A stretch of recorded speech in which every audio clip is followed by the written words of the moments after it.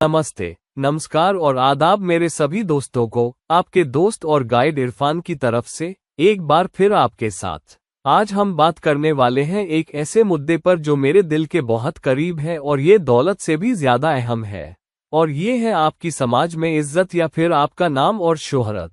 कई बार लोगों के मेरे पास सवाल या उनकी जन्म कुंडली का विश्लेषण या परामर्श यही होता है कि क्या मैं पैसा कमाऊंगा, क्या मैं बहुत अमीर बनूंगा, मैं करोड़पति बनना चाहता हूँ, मैं उद्योगपति बनना चाहता हूँ, तो क्या मेरे पास वैसा नाम और वैसी दौलत होगी। मगर बहुत कम लोग, और खास तौर पर कला से जुड़े लोग, मेरे पास वापस आते हैं और मुझसे अपनी इज्जत या दुनिया में मिलने वाले नाम और शोहरत के बारे में पूछते हैं। और क्योंकि मेरा ये मानना है कि इंसान की इज्जत बहुत बहुत जरूरी है और आपका चरित्र हमसे, आपकी इज्जत से ही देखा जाता है।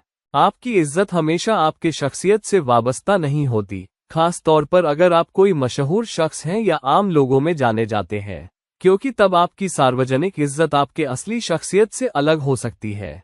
हालांकि जैसे कहा जाता है कि आप वही हैं जो आपकी इज्जत है, तो आपकी इज्जत निहायत ही अहम है। अब आपकी इज्जत से एक कदम आगे है आपका समाज में नाम और शोहरत। अब बहुत सारे लोग मेरे पास आते हैं, मुझसे संपर्क करते हैं और पूछते हैं, क्या मेरे पास बहुत नाम और शोहरत है। तो ये वीडियो उन सभी लोगों के लिए है जो एक बड़ा नाम और शोहरत छोड़ जाना चाहते हैं और एक विरासत छोड़ जाना चाहते हैं, ताकि आपका नाम आपके भगवान के बाद भी लंबे समय तक बाकी रहे। तो चलिए आपकी जन्म कुंडली में कुछ ऐसे स्थानों को देखते हैं जिन्हें आप खुद देख सकते हैं और जान सकते हैं कि क्या आपकी अपनी कुंडली में बड़ा नाम और शोहरत है। अब वैदिक या साइडिरियल ज्योतिष की नज़र से वो 4 घर जो नाम और शोहरत के लिए सबसे अहम है वो है पहला घर, 5वां घर, 7वां घर और 11वां घर। अब देखते हैं कि ये चारों घर आपकी जिंदगी में नाम और शोहरत के लिए सबसे अहम क्यों है। सबसे पहले लग्न नाम और शोहरत का सबसे अहम घर है। अगर बाकी सारे घर बढ़िया हैं मगर लग्न पूरी तरह बर्बाद या पीड़ित है, तो बाकी सारे घर मिलाकर चाहे कितने भी अच्छे क्यों ना हो, लग्न खुद उन अच्छे असरों को कम करने का काम करेगा। अगर लग्न ठीक से बैठा नहीं है और लग्न पर शुभ ग्रहों की दृष्टि या योग नहीं है, या फिर अगर दूसरी तरफ लग्न पर पापी ग्रहों की दृष्टि है या वो उसमें बैठे हैं, तो लग्न आपके नाम, शोहरत, इज्जत, शख्सियत और दूसरों की नज़र में आपकी छवि के लिए कुंडली का सबसे अहम घर है। अब लग्न के बारे में, लग्न ये दिखाता है कि आप वैसा नाम, शोहरत और इज्जत कमाने के लिए क्या करते हैं। मिसाल के तौर पर आपका बर्ताव, आपके गुण, आपका चरित्र ही वो नाम और शोहरत लाएगा। अब लग्न शक्ल, सूरत, खूबसूरती के लिए भी है, तो बहुत सारे लोग बड़े खुशकिस्मत होते हैं जब उनका लग्न मजबूत होता है। मिसाल के लिए अगर आपके लग्न में शुक्र और चंद्रमा है, तो ऐसे लोग आमतौर पर बहुत खूबसूरत होते हैं। बहुत सारे सितारों के लग्न में शुक्र और चंद्रमा की शक्तियां मिली होती हैं या वो किसी मित्र राशि में बैठे होते हैं। तो अगर आप बहुत खूबसूरत, मॉडल जैसे दिखने वाले के तौर पर पैदा हुए हैं, तो आपकी नाम और शोहरत आपकी खूबसूरती की वजह से है। दुनिया की मिस वर्ल्ड, मिस यूनिवर्स और सारे सुपर मॉडल सबकी बड़ी इज्जत या बड़ा नाम और शोहरत उनकी जैविक वजहों से है। तो अगर आप बड़े खुशकिस्मत हैं और आपका लग्न मजबूत है, जो आपको वो खूबसूरत शक्ल, अच्छा लुक दे रहा है, शुक्र आप पर अपनी कृपा बरसा रहा है, चंद्रमा आपको कोमलता, चमक दे रहा है, तो आपके पास एक ऊंचा मौका है कि आप कमाएंगे।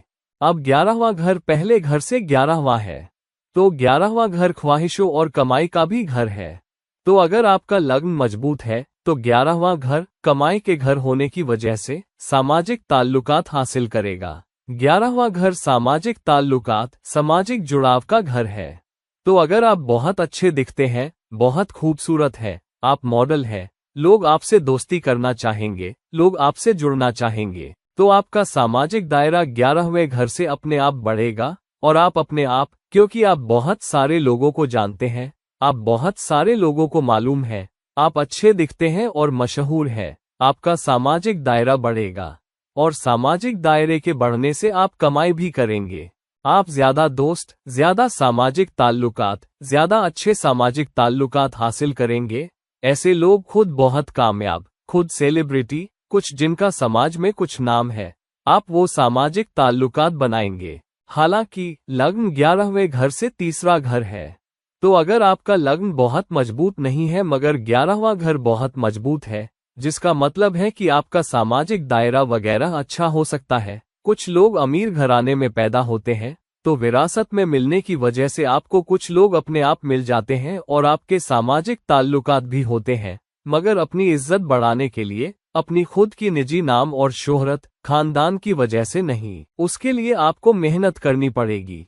और क्योंकि तीसरा घर किसी भी घर से मेहनत का घर है, तो सामाजिक ताल्लुकात से फायदा उठाने के लिए, खास तौर पर अगर आपका लग्न मजबूत नहीं है, तो आपको खुद पर मेहनत करनी पड़ेगी। क्योंकि लग्न 11वें घर से तीसरा घर है, तो आपको उस शख्स से ज्यादा मेहनत करनी पड़ेगी जो एक सुपर मॉडल है या जिसकी आवाज बुलंद है या वो बढ़िया बोलने वाले हैं। तो वो आसानी से दूसरों को अपनी खूबसूरती या अपने बोलने के तरीके से प्रभावित कर पाएंगे। मगर अगर लग्न थोड़ा सा भी कमजोर है, तो आपको 11वें घर से फायदा उठाने के लिए खुद पर ज्यादा मेहनत करनी पड़ेगी। अब 11वां घर लग्न के बाद नाम और शोहरत का घर क्यों है? इसलिए क्योंकि 11वां घर सामाजिक ताल्लुकात, सामाजिक नेटवर्क का घर है और ये 10वें घर का दूसरा घर है। 10वां घर करियर का घर है, तो करियर की कमाई 11वें घर से झलकती है। जैसे लग्न से दूसरा घर कमाई का घर है, वैसे ही 10वें घर का दूसरा घर 11वां घर है। तो आप जीवन में कैसे काम करते हैं, क्या करते हैं, उनका फायदा, वो कमाई 11वें घर से आती है। और 11वां घर सामाजिक ताल्लुकात, सामाजिक नेटवर्क का भी घर है। तो जितना बड़ा सामाजिक नेटवर्क आपका होगा, जितने ज्यादा लोगों को आप जानेंगे, उतना ही आसान आपके लिए बड़ा नाम और शोहरत हासिल करना होगा। खास तौर पर अगर 11वें घर में शुभ ग्रह बैठे हों।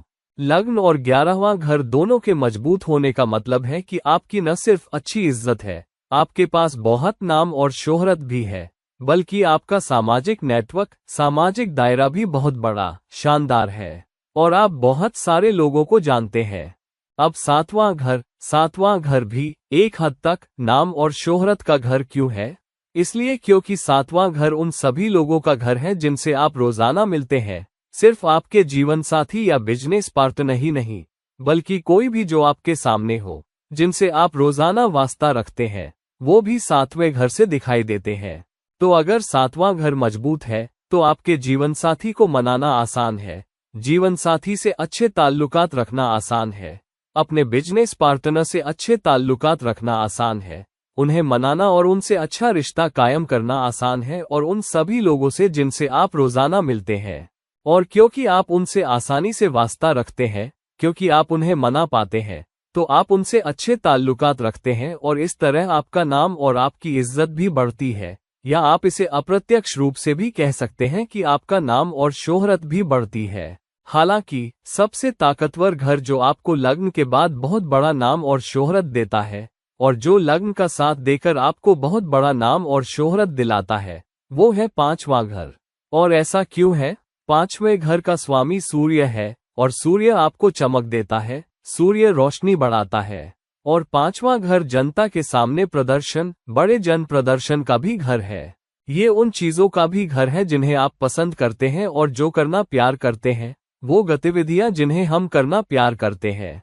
तो अगर ये जन प्रदर्शन का घर है और आप जन प्रदर्शन देना प्यार करते हैं, जैसे आप एक्टर हैं, आप संगीतकार हैं, आप गायक हैं, और क्योंकि ये तरह तरह के लोगों के सामने बड़े प्रदर्शन का घर है, और अगर आप जो करते हैं उसमें अच्छे हैं और अगर ये अच्छी तरह बैठा है स्वामी सूर्य होने की वजह से, तो आप शानदार प्रदर्शन दे पाएंगे और आप बड़ी तादाद में लोगों तक पहुंच पाएंगे। दुनिया भर में लोगों द्वारा प्यार किए जाने वाले बहुत सारे कामयाब एक्टर्स का लग्न और 5वां घर मजबूत होता है। खास तौर पर अगर आप मशहूर हैं, अगर समाज में आपकी इज्जत एक शानदार एक्टर, शानदार संगीतकार, शानदार गायक, शानदार पेंटर के तौर पर है, तो कोई भी कलात्मक पहचान जो आपके पास है, जन प्रदर्शन 5वें घर से देखे जाते हैं। और 5वां घर लग्न से 5वां है और लग्न 5वें घर से 9वां घर है, तो एक दूसरे से फायदा। तो लग्न के मजबूत होने और 5वें घर के मजबूत होने का मतलब है कि आपकी खुद की निजी विशेषताओं का फायदा 5वें घर से मिलता है और इसके उलट भी। तो लग्न का मजबूत होना, 11वें घर का मजबूत होना, 7वें घर का मजबूत होना और 5वें घर का मजबूत होना आपको वो देगा। अब कुछ लोग खुशकिस्मत पैदा होते हैं और आपके पास वो लुक होगा और आप अमीर घराने में पैदा होंगे। आप उद्योगपतियों के घर पैदा हो सकते हैं, तो आप अपने आप कंपनी के एमडी या सीईओ बन जाते हैं, और ऐसा होने की वजह से आपको समाज में अपने आप नाम और इज्जत मिल जाती है और लोग आपका सम्मान करते हैं। और वक्त गुजरने के साथ बेशक आपको लगातार उस इज्जत को कायम रखना होता है। मिसाल के तौर पर धीरूभाई अंबानी एक स्वयं निर्मित इंसान थे, मगर मुकेश अंबानी को धीरूभाई अंबानी के बेटे होने की वजह से प्यार और इज्जत मिली, और उनके बेटे होने की वजह से उन्हें रिलायंस इंडस्ट्रीज का चेयरमैन और एमडी भी बनना मिला। मगर उसके बाद उन्होंने अपनी इज्जत कायम रखी, जिसकी वजह से उनका नाम और शोहरत भी वैसा ही है जैसा आज है। तो धीरूभाई अंबानी एकदम स्वयं निर्मित इंसान थे। हालांकि मुकेश अंबानी को एक विरासत, नाम और शोहरत और दौलत मिली। अब वो लोग आमतौर पर जो चीजें खुद से हासिल करते हैं, उनका तीसरा घर बहुत मजबूत होगा। अब तीसरा घर, सातवां घर और 11वां घर आपकी ख्वाहिशों, आपकी चाहतों, आपके कर्म भाव के भी घर है। तो अगर आपका मेहनत, स्वयं के उद्यम का तीसरा घर बहुत मजबूत है और आपका लग्न बहुत मजबूत है, तो अपनी खुद की मेहनत, जीवन में जिस क्षेत्र में आप काम करना चाहते हैं उससे जुड़ी एक खास दिशा में खुद की बहुत मेहनत की वजह से आपको नाम और इज्जत मिलेगी। ये बिजनेस करने वालों, उद्योगपतियों के लिए एक मजबूत स्थिति है, तीसरा घर स्वयं के उद्यम का घर होने की वजह से। और ये उन लोगों के लिए भी है जो अपने स्वयं के उद्यम से सारी मुश्किलों के खिलाफ जाकर जिंदगी में ऊंचे उठते हैं। मंगल तीसरे घर का कारक है, साथ ही तीसरे घर पर बुध की रूलरशिप है और मिथुन राशि का प्राकृतिक चिन्ह, संचार का घर, संचार का चिन्ह, ब्रांडिंग, मार्केटिंग। तो अगर आपका तीसरा घर मजबूत है तो आप बहुत अच्छे से संवाद कर पाएंगे, आप लोगों तक बहुत अच्छे से पहुंच पाएंगे, आप खुद की मार्केटिंग और ब्रांडिंग बहुत अच्छे से कर पाएंगे, और उसके जरिए आपका नाम और इज्जत भी आपकी जिंदगी में बढ़ेगी, खास तौर पर अगर आपका लग्न मजबूत है।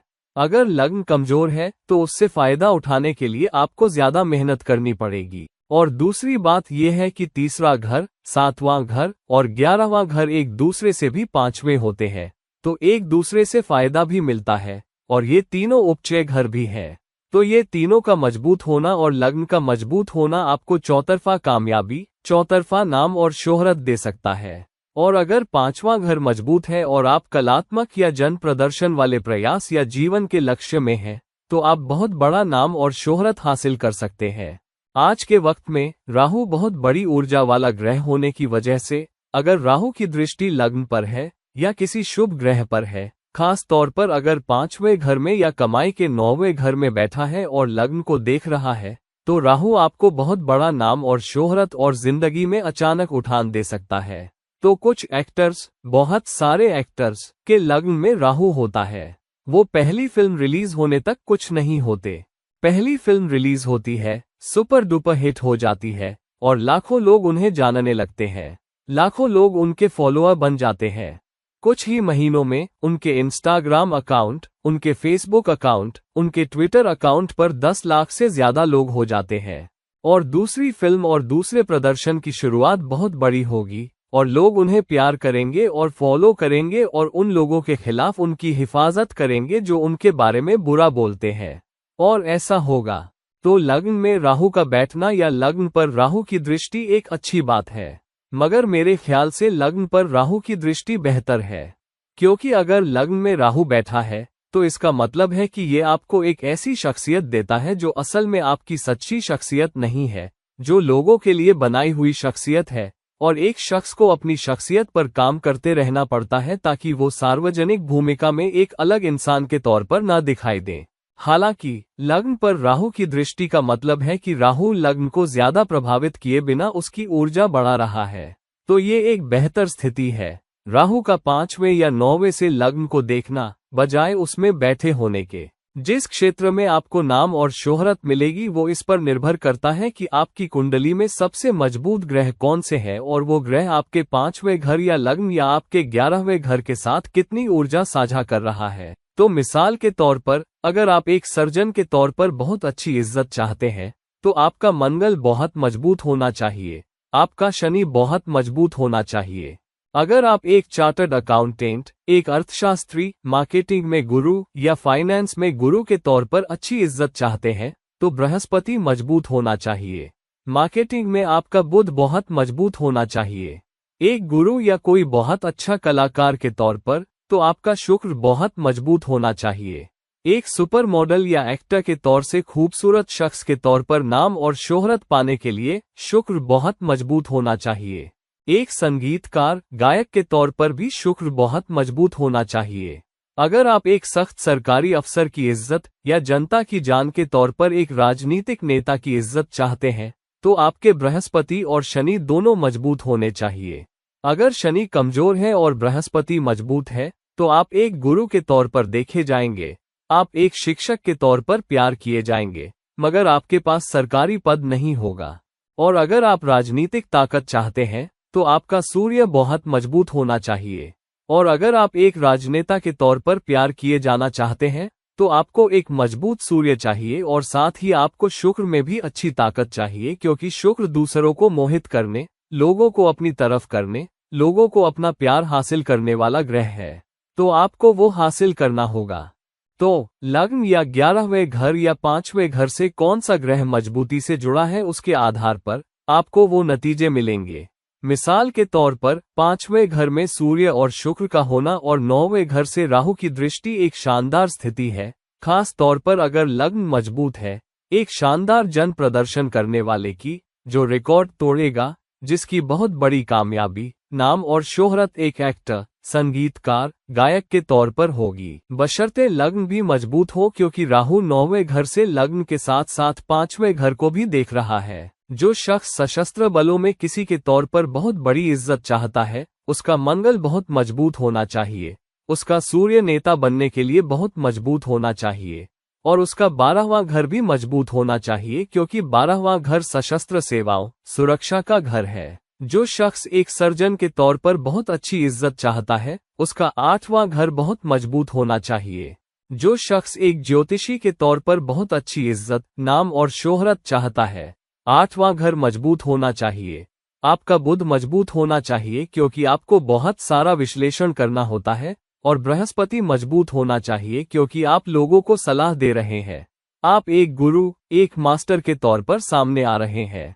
और अगर आप उन क्षेत्रों में बहुत अच्छे किसी शख्स के तौर पर अच्छी इज्जत चाहते हैं, जैसे जादूगर या गरीब तकनीशियन, जैसे डेविड ब्लेन, मशहूर जादूगर वगैरह, तो आपको एक मजबूत राहु चाहिए, और आपको एक मजबूत 8वां घर भी चाहिए, और आपको एक मजबूत 5वां घर भी चाहिए, क्योंकि 5वां घर जितना मजबूत होगा उतनी ही ज्यादा इज्जत और नाम और शोहरत आपको मिलेगी। तो अलग अलग कनेक्शनों का एक साथ आना आपको नाम और शोहरत देगा, बजाय सिर्फ एक या दो स्थितियों के। तो अगर आप देखना चाहते हैं कि क्या आप सच में बहुत नाम और शोहरत कमाना चाहते हैं और बहुत इज्जत हासिल करना चाहते हैं और एक विरासत छोड़ जाना चाहते हैं, लोग आपको लंबे समय तक याद रखें, अपनी कुंडली में देखिए कौन से घर सबसे मजबूत है, कौन से ग्रह सबसे मजबूत है। वो ग्रह उन घरों के साथ कितनी ऊर्जा साझा कर रहे हैं, खास तौर पर लग्न, 5वां घर, 11वां घर, 7वां घर, और उन क्षेत्रों के आधार पर और उन स्थितियों को ढूंढकर और फिर उस दिशा में काम कीजिए। तब आपके पास ज्यादा नाम और शोहरत हासिल करने और उन क्षेत्रों में विरासत छोड़ जाने का ज्यादा मौका होगा जिनमें आप काम करना चाहते हैं। तो ठीक है दोस्तों, ये था मेरा विश्लेषण कि आप समाज में और अपनी जिंदगी में ज्यादा नाम और शोहरत और इज्जत कैसे हासिल कर सकते हैं। अगर आप मेरी तरफ से कोई निजी परामर्श चाहते हैं तो कृपया नीचे दिए गए लिंक पर मुझ तक पहुंचिए। और जब तक हम किसी और वक्त मिलते हैं, कृपया इस वीडियो को लाइक कीजिए, इस चैनल को सब्सक्राइब कीजिए और कृपया बेल आइकन दबाइए ताकि आपको पता चल सके कि मेरा नया वीडियो कब आ रहा है। आपको चियो।